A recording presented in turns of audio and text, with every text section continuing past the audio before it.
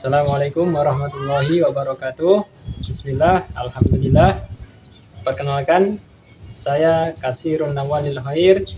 Saya adalah salah seorang guru pendidikan agama Islam di SMP Al Khairat Ratolindo. Saya juga salah seorang mahasiswa PPG dalam jabatan PAI LPTK UIN Dato Karama Palu. Pada pembelajaran kali ini, saya akan membawakan pembelajaran tentang materi Toharoh. Selamat menyaksikan.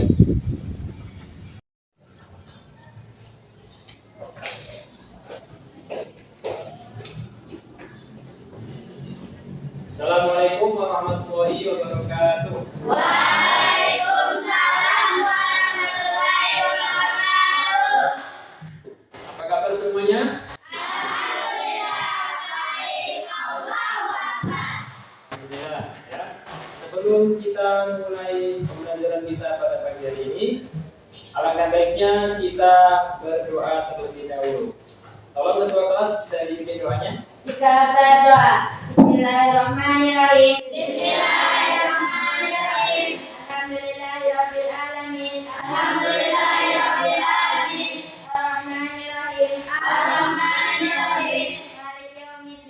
Maliki yaumiddin. Iyyaka na'budu wa iyyaka nasta'in. Ihdinas siratal mustaqim. Siratal ladzina an'amta 'alaihim. Ghairil maghdubi 'alaihim waladdallin. Amin. Bismillahirrahmanirrahim. Raditu billahi rabban. Bil islami dina. Wa bi Muhammadin nabiyyan wa rasulan. Rabbi zidni ilman. Warzuqni fahman. Amin. Baik, sebelum kita belajar, ya, kita mulai belajar. Saya akan mengecek kehadiran kalian dulu, ya.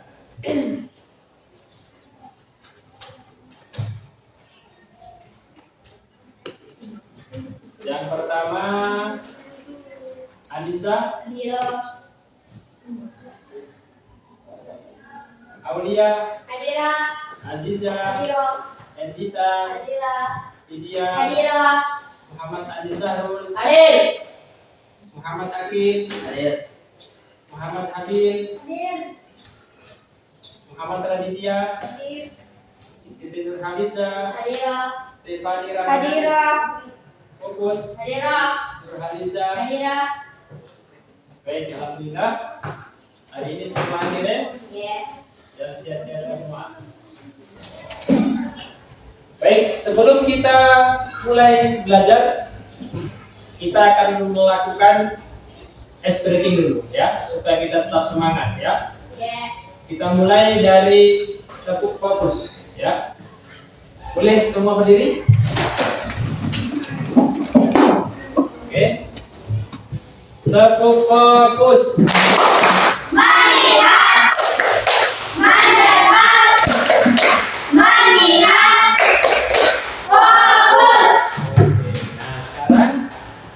Kalian tahu kan angka 1 sampai 9? Tahu bentuknya? Ini angka 2 ada beloknya, ya. Tapi kita menggunakan tubuh kita, ya. Bukan menggunakan tangan kita, ya. Saya contohkan nih, kalau 1 pilih 1, 2, ya, 3 dan seterusnya sampai 9, ya. Siap. Oke, kita mulai. Angka 1, 2, angka 3, 4, angka 5, angka 6, angka 7, angka 8, angka 9. Oke, tentang kita silakan bagaimana. Baik, hari ini kita akan belajar materi tentang toharo, ya, tentang toharo. Di sini ada yang sudah tahu apa itu toharo? Ya, coba kita berdiri. Tahara artinya adalah bersuci. Ya, tepat sekali. Tepuk tangan untuk. Nah, kalau kita bicara soal bersuci, maka kita bersuci dari apa? Oke, Lisa. Dari kotoran. Dari kotoran. Ada lagi jawaban yang paling tepat? Aulia? Bersuci dari najis dan hadas. Iya, benar sekali ya. Tepuk tangan untuk. Ya, bersuci itu dari najis dan hadas. Nah, sekarang apa itu najis? Apa itu hadas? Ya, sering dengar itu ya? Yes. Najis. Saya terkena najis. Nah, najis itu apa? Ya, suatu kotoran ya. Najis itu pasti kotor. Yang bilang Siti Nurhaliza tadi ya. Suatu kotoran yang menjadi sebab terhalangnya kita untuk apa? Beribadah, ya. Kalau di baju kita terdapat najis, boleh tidak kita sholat? Tidak. Kenapa? Karena ada najis. Karena ada Najis. Jadi supaya sholat kita diterima dan sah, caranya bagaimana kalau kita ada najis di baju kita? Dibersihkan atau disucikan, ya. Begitu juga dengan hadas. Nah, kalau hadas ada berapa hadas? Ada dua. Hadas apa semua? Hadas kecil dan hadas besar. Ya, seperti terlihat di layar infobus ini, ada toharo pengertiannya, kemudian apa namanya hadas, ya, bagian najis dan hadas. Nah ini, ya, hadas cuma ada dua ya, hadas kecil dengan hadas Besar. Hadas kecil dengan cara apa menyucikannya? Berwudu. Kalau hadas besar? Mandi wajib. Mandi wajib. Ya. Jadi toharo itu penting atau tidak? Penting. Penting sekali ya. Supaya apa? Supaya apa? Supaya ibadah kita diterima oleh Allah. Subhanahu wa ta'ala. Ya. Nah, sekarang kita akan buat kelompok. Ya, kita buat 3 kelompok. Kita akan bahas beberapa kasus kaitannya dengan toharo atau bersuci. Ya, permasalahannya terkait dengan toharo. Yang pertama, ya, saya bacakan ya. Kelompok 1, fokus di kasus ini berarti ya. Kelompok 1, ya. Ketika hendak sholat, Fatimah disuruh menggendong Umar, yaitu adiknya, ya, yang masih berumur 1 tahun. Ketika digendong, ternyata si Umar ini buang air kecil, ya, dan terkena bajunya Fatimah. Pertanyaan, ya, apa yang harus dilakukan Fatimah agar bajunya bisa dipakai untuk sholat? Ya, fokus di situ ya. Silakan cari jawabannya di internet, ya. Kalau sudah ada, langsung itu di kelompok 1 ya. Kelompok 2, kasusnya perhatikan, seorang siswa hendak sholat, tetapi celananya terkena sedikit air kecil. Pertanyaannya, apa yang harus dilakukan agar sholatnya menjadi sah? Fokus ya, ya. Kelompok 3, tunggu ya, saya selesaikan dulu. Dalam perjalanan ke masjid, tidak sengaja kakinya Amin bersentuhan dengan seekor anjing. Ya, pertanyaannya, apa yang harus dilakukan oleh Amin agar kakinya suci kembali dan bisa melaksanakan sholat? Ya, fokus di kasusnya masing-masing ya. Nomor 1, 2, 3.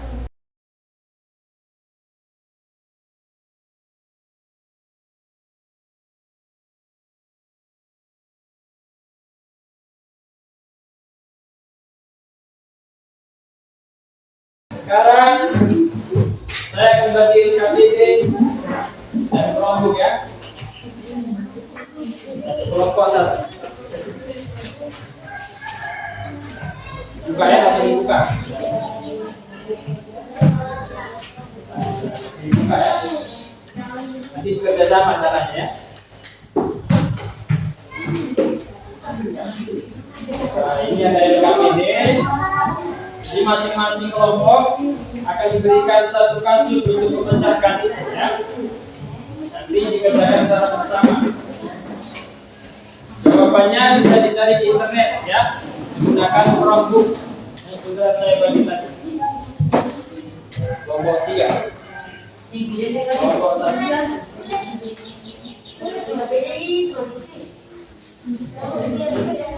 Tulis nama itu, nama kelas, ambil dengan kelompok berapa, ya? Namanya siapa semua, ya? Ya, sudah. Bisa dipakai kelompok 3, silakan dipakai, ya. Langsung fokus di masalah kelompok 3, ya. Ini bagusnya. Di sini tadi kelompok 3 dijualkan ditampil ini. Masalah yang muncul apa? Nah, ini tidak kelompok 3 jadi kelompok 3, ya. Setelah selesai nanti masing-masing kelompok ya presentasikan di depan, ya. Siapa yang bagi kepada siapa, ya? Nanti siapa bagi-bagi. Ya. Ini aja. Ya. Kalau punya jawaban bisa dijawab, kalau tidak bisa dicari di internet, ya. Silakan dicari kalau mau dicari, kalau tidak ada jawabannya langsung. Setelah itu tuangkan di tabel tadi, ya. Tabel yang sudah tersedia ini, ya. Ya. Perhatikan kelompok 1 berarti isi yang bagian ini. Kelompok 2 isi yang bagian ini, ya. Kelompok 3 ini, ya. Jadi kelompok 1 tidak usah pusing dengan kelompok 2, 3, ya. Kelompok 2, 3 sudah ada yang mengisi sendiri. Paham, ya? Begitu seterusnya.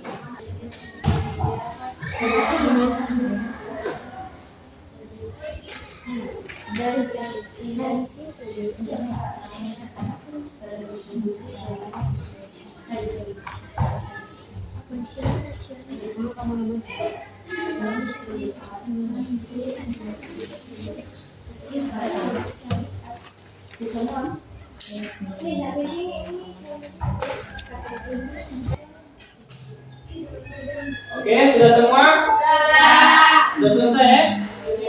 Sudah selesai, kita akan melakukan presentasi masing-masing kelompok mempresentasikan di depan sini, ya. Nanti kelompok lain silakan bertanya atau memberikan masukan dari hasil presentasi teman-teman kalian, ya.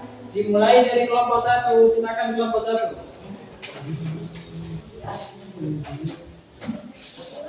Kelompok 1.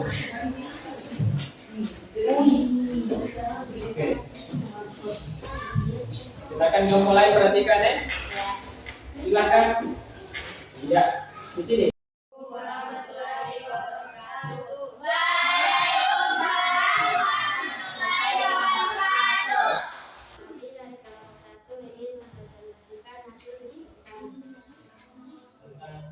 Ketika hendak sholat Fatimah di sebelum digendong buat adiknya yang masih berumur 1 tahun, ya. saat digendong buat ternyata buang air kecil di celana dan mengenai baju Fatimah. Pertanyaannya, apa yang harus dilakukan Fatimah agar bajunya bisa dipakai untuk sholat?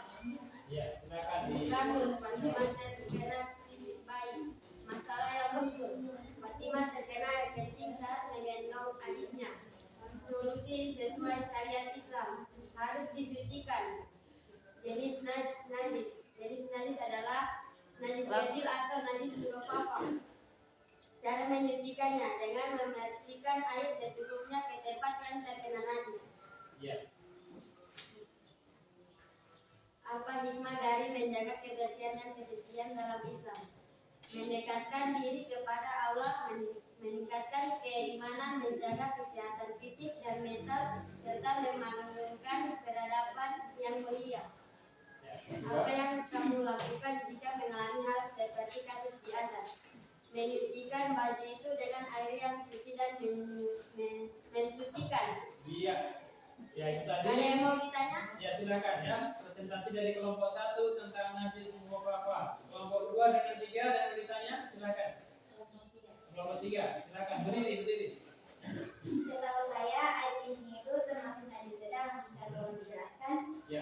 Ya benar, jika itu air kencing orang dewasa. Tetapi dalam kasus kelompok 1, air kencingnya dari bayi laki-laki yang belum berumur 2 tahun. dan cuma mengonsumsi ASI.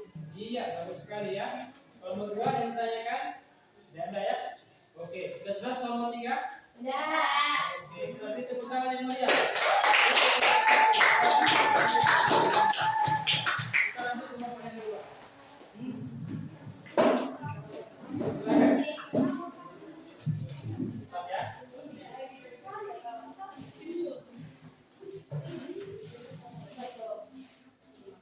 Ini ya, sedikit. Satu langkah ke depan. Ya, kasih dulu. Yang normal. Silakan, siapa yang akan diskusikan? Assalamualaikum warahmatullahi wabarakatuh. Waalaikumsalam warahmatullahi wabarakatuh. Ya. Silakan, nomor 2. Perkenalkan nama Kami kami dari dari kampung Tua. ya, kembali. Silakan. Akan mempresentasikan hadis kami. Ketawa. Tentang masalah mempresentasikan Saya akan mempresentasikan hasil diskusi kami ya. Tentang tentang najis ram. ya. Seorang siswa hendak sholat, tetapi celananya terkena sedikit air kencing. Ya. Pertanyaannya, apa yang harus dilakukan agar sholatnya sah? Kasus, celana terkena air kencing, masalah yang muncul najis. Solusi sesuai syariat Islam, membersihkannya dengan air mengalir hingga najis hilang. Najis, jenis najis sedang atau mutawasitah. Cara mencucikannya, menghilangkan wujud najis, kemudian setelah kering kita siram dengan air secukupnya. Iya. Terus yang lain? Apa hikmah dari membela kebersihan dan kesucian dalam Islam? Ya. Mendekatkan diri kepada Allah, meningkatkan keimanan, menjaga kesehatan fisik dan mental. Ya. 2. Apa yang kamu lakukan jika mengalami hal seperti kasus di atas? Ya. Menyucikannya dengan air yang suci dan menyucikannya. Sudah? Sudah. Oke. Yang bertanya yang nomor 1 dengan 3? Tidak ada ya? Sudah jelas berarti ya? Sudah. Sudah jelas, kita beri tepuk tangan. Kita lanjutkan kelompok yang ketiga. Silakan berikan presentasinya. Serius ya? Bermain ya? Kita belajar yang serius maksud ini satu langkah ke depan. Akhirnya tolong lurus dengan barisannya, kelompoknya. Ya, silakan perkenalkan. Assalamualaikum warahmatullahi wabarakatuh. Waalaikumsalam warahmatullahi wabarakatuh. Kami dari kelompok 3 akan mempresentasikan hasil diskusi kami. Dalam perjalanan konsisten, tidak sengaja kaki Anda bersentuhan dengan seekor anjing. Ya. Pertanyaannya, apa yang harus dilakukan anjing agar terkonsumsi kembali dan bisa melaksanakan sholat? Ya. Kasus, satu dibantu anjing. Masalah yang muncul, kaki anjing tidak sengaja bersentuhan dengan seekor anjing. Solusi sesuai syariat Islam, membersihkan diri dan pakaian yang terkena najis. Jenis najis mughaladzah atau najis besar. Cara mencucikan, membasuh sebanyak 7 kali, salah satunya dicampur dengan tanah yang suci. Referensi individu. Apa hikmah dari menjaga kebersihan dan kesucian dalam Islam? Mendekatkan diri kepada Allah, meningkatkan keimanan, dan menjaga kesehatan fisik maupun hati. 2. Apa yang akan kamu lakukan jika mengalami hal seperti kasus di atas? Membersihkan diri dari najis yang terkena pada diri. Oke ya. Kelompok 1 dengan 3 sudah jelas atau ada yang mau ditanya? Ditanya kelompok 2, silakan bertanya. Berdiri ya. Selain anjing, apalagi yang termasuk najis berat? Ya. Seperti babi dan air liur anjing. Oke. Sudah jelas? Ada. Nomor 1, nomor saya? Ya. Sudah jelas, kita beri tepuk tangan yang mulia.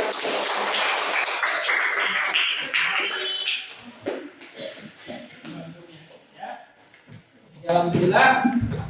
Kelompok 1, kelompok 2, kelompok 3 sudah berhasil mempresentasikan tentang najis mughalladzah, najis mutawasito, dan najis mughalladzah. Ya, sudah dengan cukup baik menjelaskan. Tapi perlu saya perkuat lagi di dalam kita mempelajari tentang najis harus tahu cara mempraktikkannya. Ya, bagaimana cara menyucikan ketiga najis itu dengan baik dan benar. Ya, mari kita keluar, kita praktekkan ya. Saya tunjukkan bagaimana cara menyucikan najis ringan, najis sedang, dan najis berat. Ya, mari kita keluar ya. Kita ember Pak.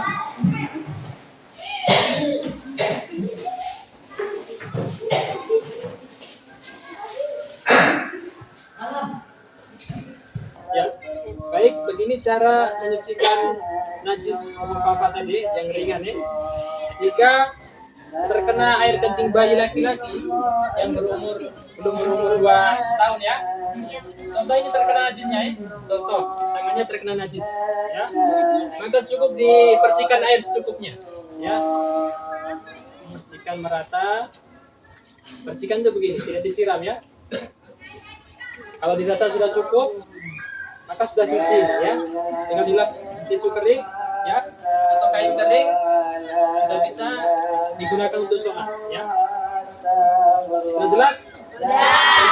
Sekarang najis yang kedua, najis mutawasito atau najis sedang ya. Air kencing orang dewasa. Kasus tadi kelompok 2 ya. Kencing orang dewasa. Contoh ini kencing orang dewasa ya. Terkena tangan kita lagi ya. Terkena tangan kita. Ini kencing orang dewasa misalkan ya. Maka tidak cukup dipercikan tadi ya. Maka harus dibersihkan dengan kain yang kering ya. Atau kita hilangkan dulu wujud daripada najis itu ya. Kita hilangkan sampai dia betul-betul hilang, sampai dia betul-betul kering ya. Kalau sudah dirasa hilang, sudah kering, sudah suci atau belum ini? Belum. Kenapa belum suci? Lion. Karena belum dihilangkan najisnya ya. Cuma kelihatan memang sudah hilang ya, tapi masih wujudnya sudah hilang, tapi masih hukumnya masih najis. Bagaimana caranya? Kita hilangkan wujudnya sudah yang pertama. Yang kedua, kita siram dengan air yang suci dan mensucikan ya. Kita siram lagi air ya. Kita siram lagi secukupnya merata ya. Di tempat yang terkena najis tadi ya, di tempat yang terkena najis tadi. Di tempat yang terkena najis tadi ya. Ya. Kalau sudah rasa cukup, kalau najisnya di lantai, kasih kena lantai ya. Kita kasih bersih. Contoh ini kotoran ayam, kita kasih bersih. Sampai bersih lantainya baru kita siram secukupnya. Paham? Itu cara menyucikan najis apa tadi? Mutawasito atau najis sedang. Sekarang najis yang ketiga, najis berat, najis mughalladzah. Contoh tangan kita tidak sengaja terkena bersentuhan dengan anjing, ya, terkena di sini, ya, terkena di tangan kita, maka dibasuh sebanyak 7 kali, ya. Salah satu basuhan dicampur dengan tanah atau debu yang suci, ya. Kamera, tolong. Ya, contoh ini ya. Contoh ini kita di basuhan yang pertama kita campur dengan tanah yang suci ya. Contoh tangan kita terkena najis anjing tadi ya, tersenggol tersentuh dengan anjing ya. Kita kasih 1 kali basuhan ya. Baru berapa kali basuhan ini? 1. Kurang berapa berarti? 6. Iya, kurang 6, bagus. Ya. Kita basuh 6 kali lagi. 1, yang kedua ya, 2, 3, 4, 5, 6, 7. Sudah suci atau belum? Sudah. Iya, Sudah. dilap dengan tisu atau kain yang kering. Maka sudah bisa digunakan untuk Sholat. Sudah paham semuanya? Sudah. Sudah, kita masuk ke kelas dulu ya. Mari kita ke kelas. Baik, anak-anakku Ibu sekalian, alhamdulillah kita sudah sama-sama mengikuti pembelajaran pada pagi hari ini. Saya rasa semua sudah paham ini ya. Ada yang ditanyakan? Sudah semua? Nah, baik. Dengan berakhirnya kita saksikan tadi tata cara menunjukkan najis, maka berakhir pula materi kita pada pagi hari ini. Mari kita mengucapkan hamdalah sama-sama. Alhamdulillah. Amin. Baik, terima kasih. Saya akhiri. Assalamualaikum warahmatullahi wabarakatuh.